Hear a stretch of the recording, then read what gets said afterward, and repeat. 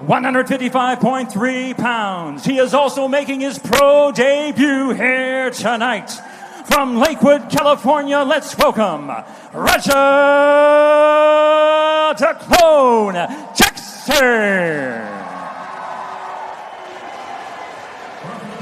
Ryan Ruckerman. Set and ready. We look at the tail of the tape now between these two. It's actually the pro debut for both of these fighters. 4-2 is the amateur record of Collins. 2 of those are by finish. Height and reach on the side of Raja. Well, height on the side of Raja, reach slightly on the side of there of Stephen Collins. Let's get this one underway. Jackson in the red corner, black and red shorts, taking on Stephen Collins. Blue corner underway. Southpaw versus Orthodox. Frank here. That jab going, Steve. Again, Raja comes out tense. Oh, pushing forward. That left hand causes the guy in the victory's last fight. Success goes to it. Oh, he's dropped him! Wow, left hook! Stephen Collins looking to survive early here. Lots of power in this kid, right? Wow, what will fireman's carry? You don't see that often. Oh, he's got his neck out there, Raja. Right now, if Collins can get his head up, he might be able to take away that guillotine. Raja looks like he's going to dump it and go for a crossface, which is much more realistic, much more... Oh, nice knee. And what recovery, though, from Stephen Collins, right? Because he got dropped seriously, but to come in with that sit-out, the fireman's carry, the reactions. Good, nice, Stevie, nice. Oh, he snatched on that neck. He's trying to work his way under here. Stephen Collins trying to get a bite on the neck of Raja Jackson. Like I was holding the arm. Sometimes when you just hold the head, yeah, it's a better choke, but it's harder to control your opponent, get back out. Grabbing what I call like the front headlock, the guillotine with the arm in it, it gives you more control of your opponent. Yeah, it is. Collins got rocked again. Raja has a lot of power naturally. I mean, look, I'm wrong with his dad. He's a powerful human family. Genetics are Genetics real, are right? emotional. Yeah. They help out, I've man. met Sorry. your children. I've met your children. And Raja shows that power there, but Collins showed that that's a well-conditioned guy. Took a shot, rocked, and then instantly he has a guy jumping on top of him. He's able to fight back and turn it around and get back up. And this position, they're just testing each other's strength, but also getting some nice shots off front, both working the midsection with the hands, with the knees. Well, I'm going to see if he tries to hit another fireman, because the way Collins is pushing forward, he wants Jackson to push hard back into him. If he does, then that fireman carry would work. Oh, swinging for the fences again. Collins does very well at staying attached to Raja, right? Yep. Good job of trying to get wrapped up again on the neck, holding the arm. Oh, that was... Oh, he sat through. Good awareness. For a guillotine, like the mistake he made was he sat down. You're pulling down. If you see the more successful attempts at a guillotine where you're going to jump guard, you jump up into the person. You lift your hips to them, wrap your legs around their waist, and then start applying the choke. Then you guys fall and hit the ground because of gravity and the weight. But if you try to pull him down, it's so hard with the sweat to hold the guy's neck that way. Let's look at that head again. That head's there. This position as well. Oh, a nice left hook on the break there from Raja. That's good experience from Raja there. Good training. After that break, throw the jab. Relax the body. Throw the jab. But look at his posture, man. Collins moving around too. His eyes are open. He has to worry about that straight left hand down the middle. It's already shown a lot of success for Raja. Oh, steps through as well. High hand, Steve. High hand. Both. Now you get on your punches, Steve. Despite this being a very grueling first round, they're breathing pretty well, Frank. Yeah. This is the kind of the fights it's hard for fans sometimes to go, they're getting tired. I'm like, they're both pushing. When they were in their 50-50 lockup, yeah. They're giving both bodies 100% force driving in. It doesn't look exciting, but guys, that's extremely fatiguing to wrestle. That hard and push. And just neither guy was using a lot of trickery. It was kind of just driving hip to hip. Hey, I'm going to show I'm stronger than you. Put him on the cage. And it's a slow pace, and it's fatiguing. You talk about fatigue. They're moving from 3-minute rounds, Frank, to 5-minute rounds. It is a huge difference, right? Not just as far as what happens in the fight, but even preparing for 5-minute rounds, 3 5-minute rounds. It's a different set of preparation. It's almost twice as long if you think about it, guys. It's almost double the time you used to being in there. You know what I mean? So you go out there and all of a sudden you go, okay, clack, clack. You're only halfway through now. And before it was, they were signaling it was the end of the round. Body shots at the right, Steve. Body shots with the Slight right cut hand. just on the right He ain't eye, doing just on the nothing but crook of grabbing the your eye nose. there He of ain't wanna He's fight. stopping that Stephen punch for a Collins. reason. It's hurting him. It's not good. These knees, though, he's finding a home for him, Frank. Yeah, doing a good job. Steve, he's getting desperate. Nice He's driving another into the to a double double. underhook, see if he can do anything. Good head position. It's so hard, though, if you don't get to the side of someone to finish.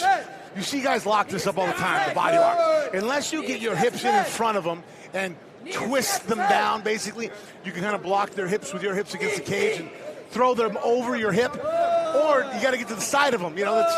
But very difficult when a person backs up against the cage, really to finish it. We all go for it. Double underhooks does give opportunities to do things, but sometimes it's one of those things. It's like, man, when we get here, it's not easy to finish. Looking at, we're seeing the end of this round and swing. Oh, nice hook there from Stephen Collins at the end of the round.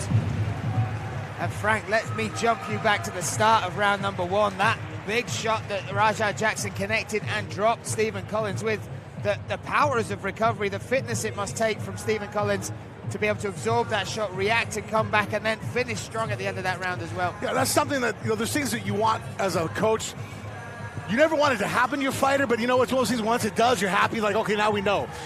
If you never take a big shot, you get dropped. We don't know how you're going to recover. You don't really know. There's that question mark over you. Now Stephen Collins knows. He goes, man, if I get hit with a hellacious shot that rocks me, I know what I'm going to do. Boom, that was a phenomenal left hook.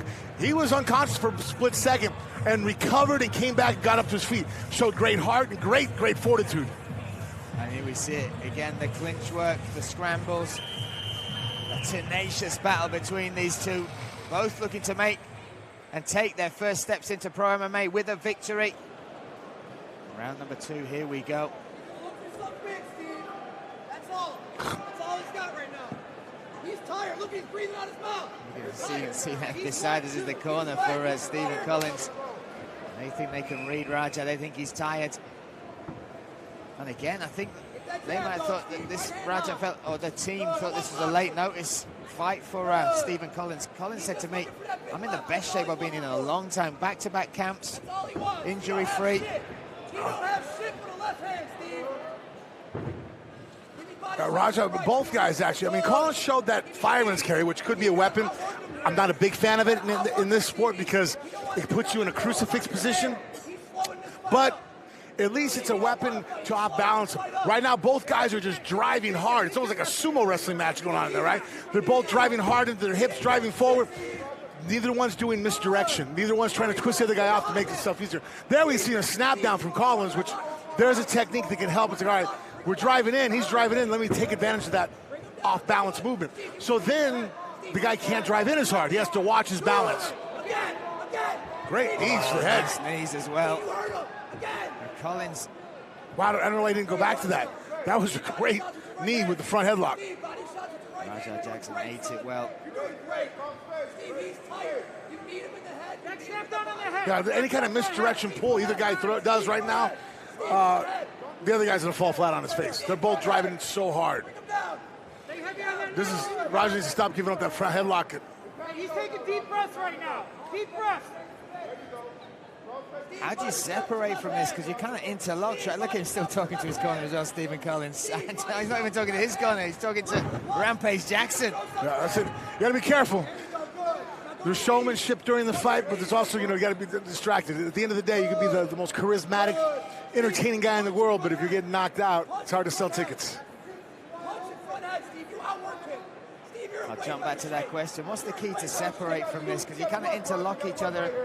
Well, both guys are kind of doing the same thing. They're both driving in. At least Collins has a little bit of a snap down. He's not doing it very quickly in one burst, but he is. Oh, knees, big knees. But at least it shows a secondary attack. Right now, both guys are just primarily driving in, shoulder to shoulder, 50-50 lockup, pushing at each other with no misdirection, no level change. It's just, I'm going to move forward, you're going to move forward. Okay.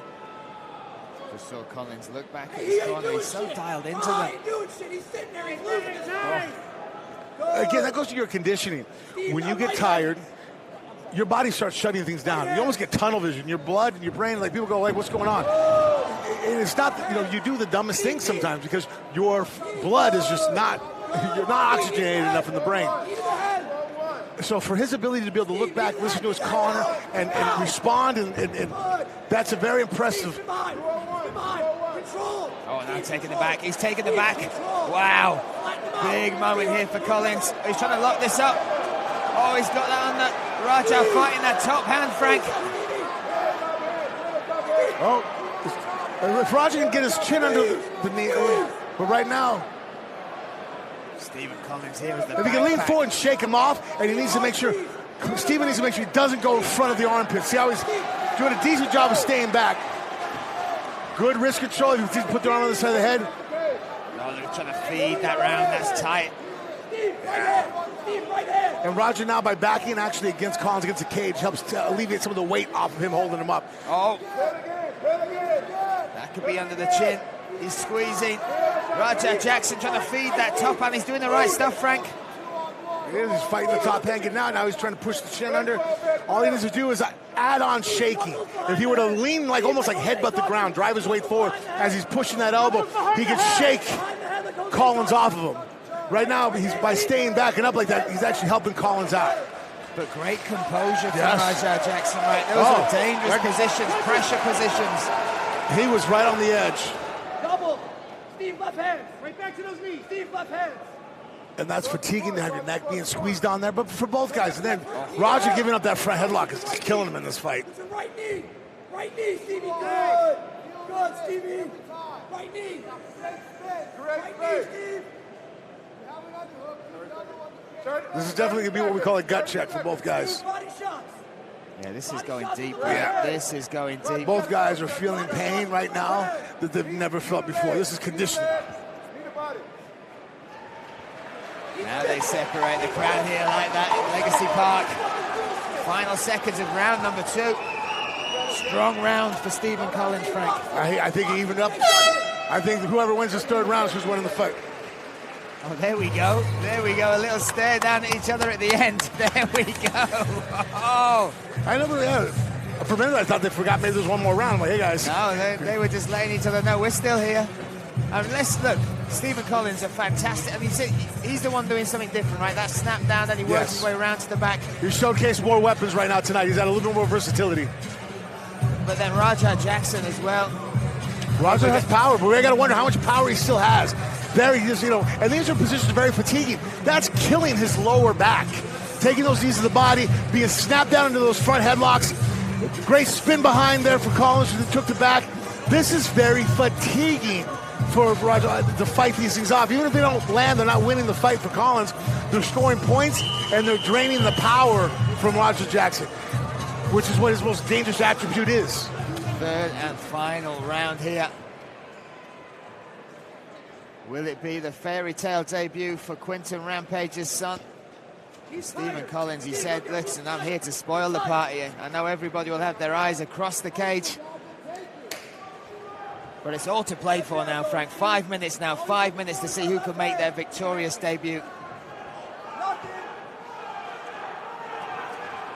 Oh. Rampage Jackson's son coming out swinging Great hard. sprawl, man.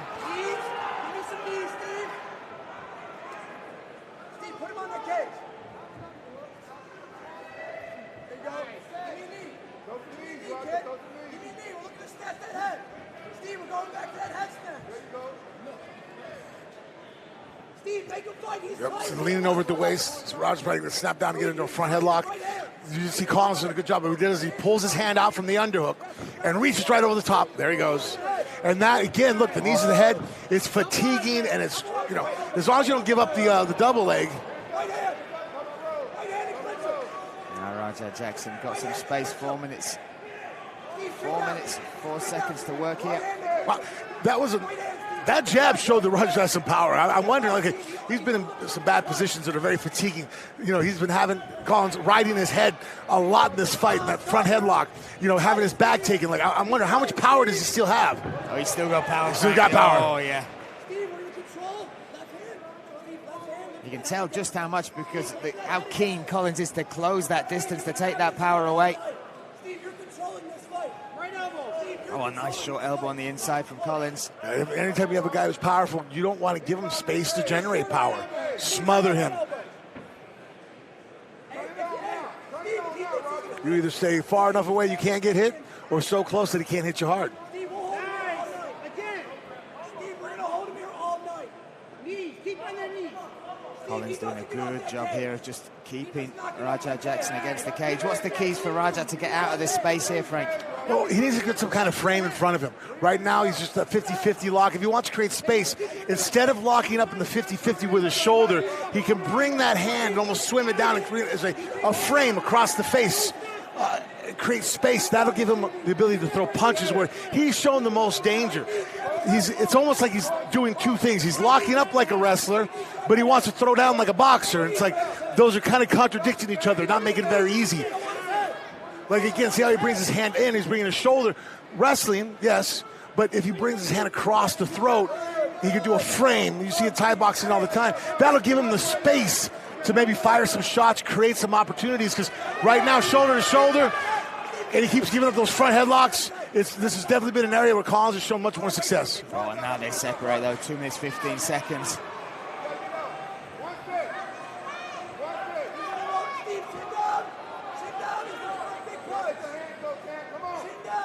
Raja tip. Oh, that tip seemed to dig into the body there, Frank. That body shot hurt. And again, you can tell Collins knows that hurt.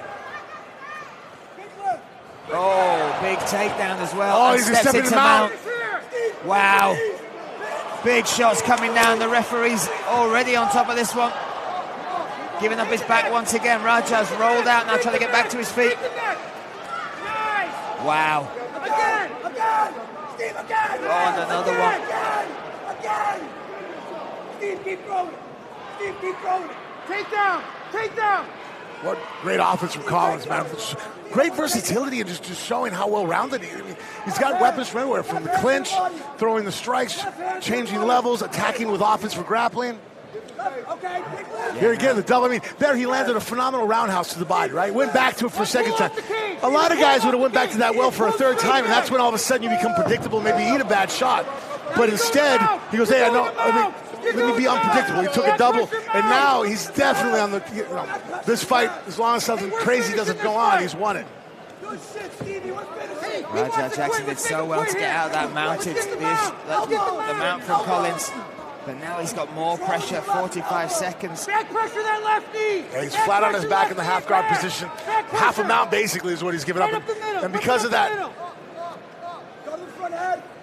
Steve, just control. Steve does great offense for that. Doing great. Keep doing His corner's smart, telling him, hey, control. Basically, don't make a mistake. So he redug that underhook instead of reaching over the top for the old guillotine, which could give up maybe an underhook for Raja to start some offense. Oh, This guy, clasp the hands, be heavy with the shoulder. Oh, he's trying to work for the head now. Raja doing some this space. That's is good what his work. corner did not want to happen.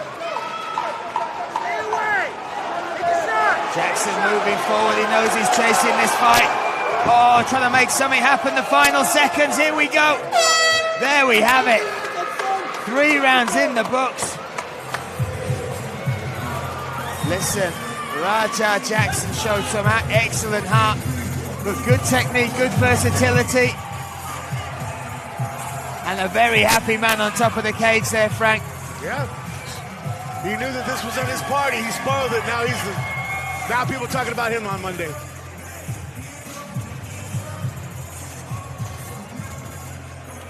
Super happy.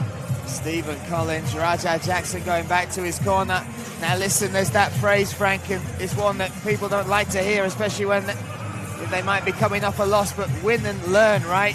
They've seen some holes there, but what they've also learned is Raja is tough as hell. He showed composure in bad positions. He got out of some really bad spots. And on the flip side, you saw Collins rise to this occasion just like he said he would. Absolutely. He didn't show any quitting. I mean, it's hard to be on that side of a fight. You're losing. You keep fighting back, not to give up, to still look. And even when they broke off in the last 10 seconds, he moved forward looking for a finish to turn it around in some way. But tonight he just fell short. And now we'll have a little look through rounds 1 through 3 at that action. Here we go.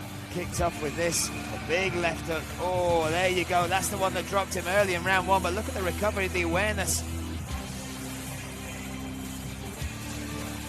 Oh, short shots up against the cage here. This was the pressure that Collins was able to bring. Then we move into round 2. This became a familiar position. That snap down position from him and then taking the back, jumping up here. Look at the speed, the versatility. And then round number 3, here we go. Oh, this was the takedown and straight into mount. Watch how he steps over this. Raja did exactly what he needs to do. Good awareness, used that cage, wall walked, turned himself out, got back to his feet. Stopped what was a finishing position. I think we're set and ready now for the announcement. Let's bring the one and only Michael Vale inside the cage. Here he is now, so let's hand it to him. Let's hand it to Michael Vale. Ladies and gentlemen, 3 rounds of action. We go to the judges' scorecards. Judge Brad Frank scores about 29-28. Judge Eric Curcio scores about 29-28. And Judge Greta Cox scores about 30-27 for your winner by unanimous decision, Stephen Collins.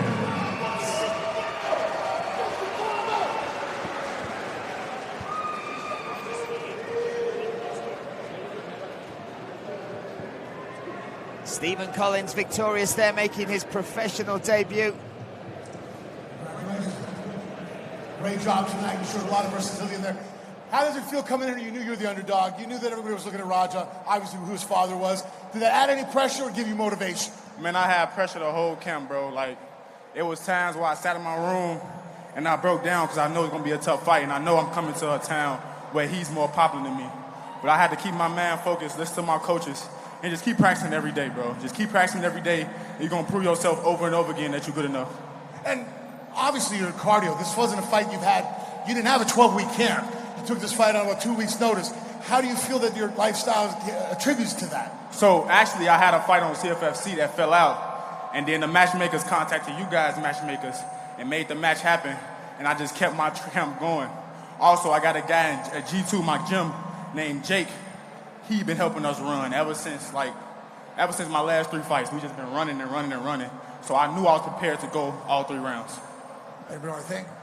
I want to thank my family. I want to thank everybody at the Clash UFC gym in Munster watching. I want to thank everybody at TF North High School, South Suburban High School, the whole G2 family, everybody that's here with me. I love everybody. Thank you. Your winner, Stephen Collins. There we have it, Stephen Collins, that victorious debut, and one night he will remember. And we're getting set and ready to keep the fights moving. What a fight. This is the Bantamweight Grand Prix that we'll see. Let's go, Brandon Lewis take on Justin Wetzel. Let's go. Coming up next, Lewis versus Wetzel.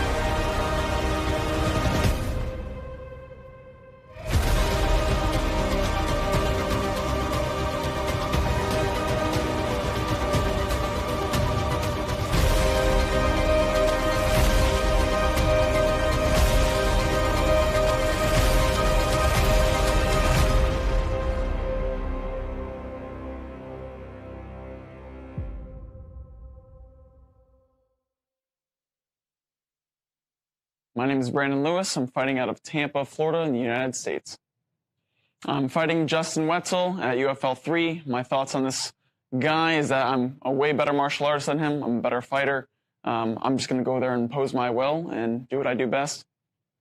What it would mean for me to win this fight and advance to the finals is an opportunity to showcase my talents even more, showcase what I've been working on leading up to this fight, and putting my name in the UFL history books. On fight night, I see my hand getting raised by a spectacular finish, crowd going wild, and putting on a great performance for everybody. My name is Justin Wetzel. I fight out of Denver, Colorado, USA, baby. I'm fighting Brandon Lewis.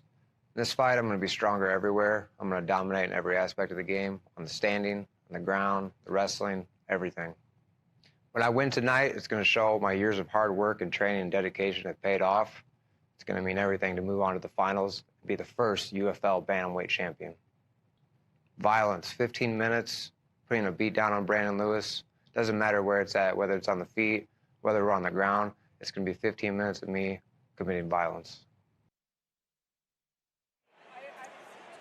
Set and ready for this, one of the most anticipated bouts on this card, the bantamweight semi-final Grand Prix that we'll see. Let's go, Brandon Lewis take on Justin Wetzel. Let's welcome them to the cage right now.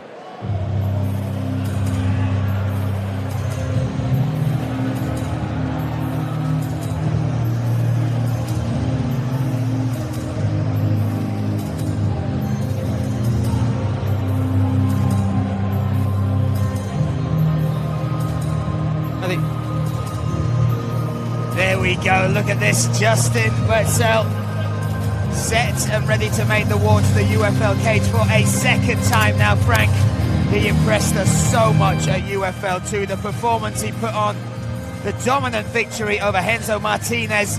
And Renzo, a dangerous fighter, a dangerous striker. What he showed there was, you know, high fight IQ, an excellent game plan, discipline, and then execution within that. It was a bloodbath of a fight. People were wincing around the cage as they saw him open up Martinez and then march on into victory. He is somebody who is motivated by this promotion, by the chance of being the first ever bantamweight champion. He believes this is his time. He believes he's in the right team, the right frame of mind. And just look at the intensity as he makes his way towards the cage. Yeah, his mindset also, too, is just complete. He showed everything you need inside the cage to be a successful fighter. All the attributes, the mindset, the technique, the hard work ethic.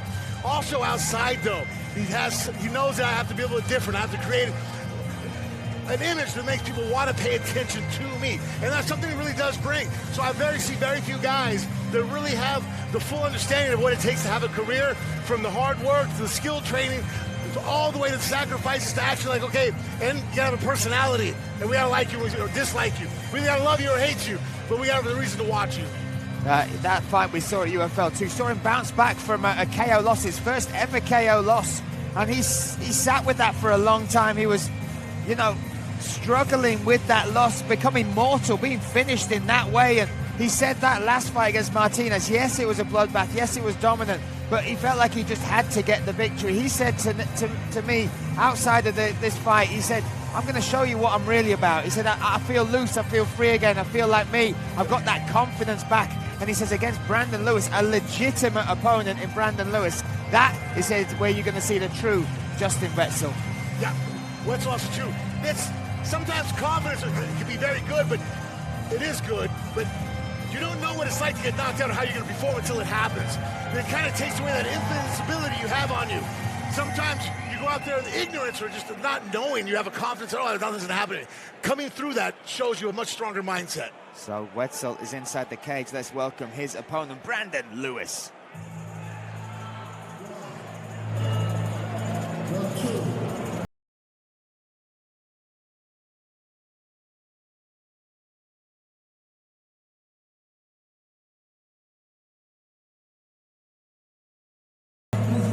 Here he is, Brandon Lewis from Tampa in Florida. This young man, Frank, so much talent. He also had a part of his life, a part of his career, which was halted due to a back injury. He was training for fights. Opponents kept pulling out, so rather than rest and recover, he just kept training hard until he got a fight. Herniated 2 discs in his lower back. Ended up getting sciatica down the back of his legs, which caused immense pain, immense problems. And he didn't have healthcare, didn't have that medical cover that he now has under the UFL. And he said, I had to wait in line. I just had to wait till they could give me the surgery. That took 3 years away from his career, getting back, getting ready, recovering from that.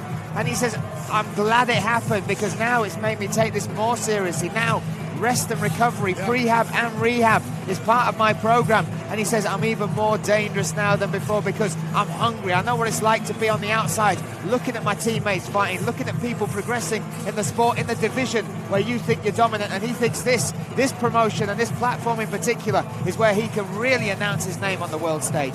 The lesson that he's learned is a lot of lessons that a lot of fighters we don't learn until it's too late. That rest and recovery is just as important as hard training. We all think we watch Rocky movies, it's all about the hard work. The training montage never shows a guy getting stretched out. Never shows him doing rehab. It's, you know, pounding weights, running up hills, fighting guys all over the gym. It's like, yeah, that's part of it.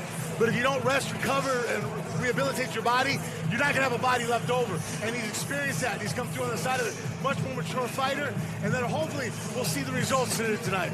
They just eyed each other up as Brandon Lewis took a little skip around the cage. We are set. We are ready for this one. Let's get it underway. Let's hand it to Michael Vale. Let's get the action started. Our next bout is a semifinal in the UFL Bantamweight Grand Prix. Scheduled for 3 5-minute rounds. Introducing first, fighting out of the blue corner. He stands 5 feet 9 inches tall, official weight 135.9 pounds. He has a professional record of 8 wins, 2 losses. Fighting out of Denver, Colorado, please welcome Justin Wetzel. And now let's welcome his opponent across the cage, fighting out of the red corner. He stands 6 feet 2 inches tall, official weight 135.7 pounds. He has a professional record of 6 wins, 2 losses. Fighting out of Tampa, Florida, introducing, let's go, Brandon Lewis. Referee in charge, Joe Coca. No.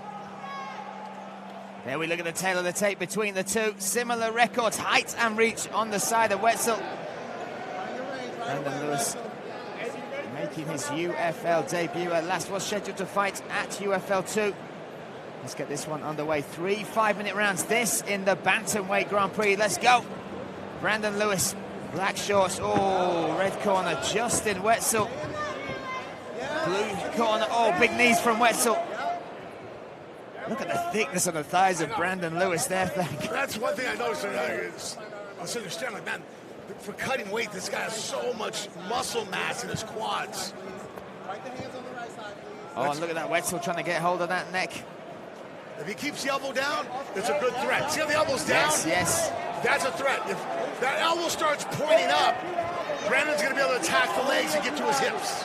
If that elbow points down, he'll drive Brandon's head into the mat. He can keep control while he's looking for this choke. Oh, nice knees up the middle there as well. Oof.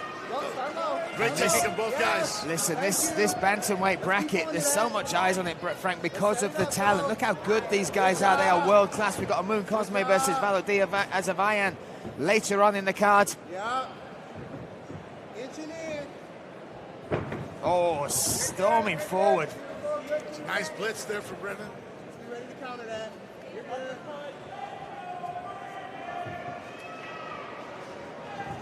Wetzel coming out of that team elevation. You'll see in his corner, sat beside this Corey Sandhagen there, Frank. Very good striker. Yes, building off your movement. Cut him off. Don't chase him. Yes. You're good. Heavy on the underhook, Wetzel. They're so well matched, Frank. They are so well matched. You see them in certain positions, and they're both asking questions and answering at the same time. Now Wetzel getting a nice takedown there.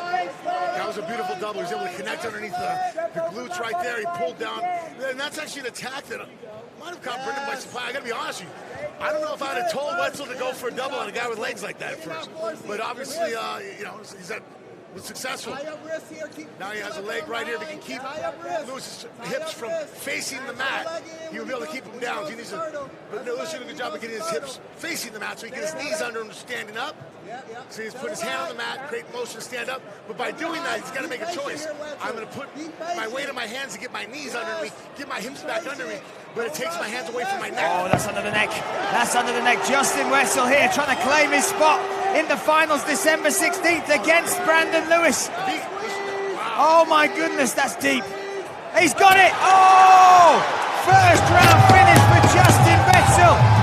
He said, I'm here to make a statement. I believe I will be the first UFL Bantamweight champion. And look, with a performance like that, Frank Mir, that puts him right at the front. was complete. Good.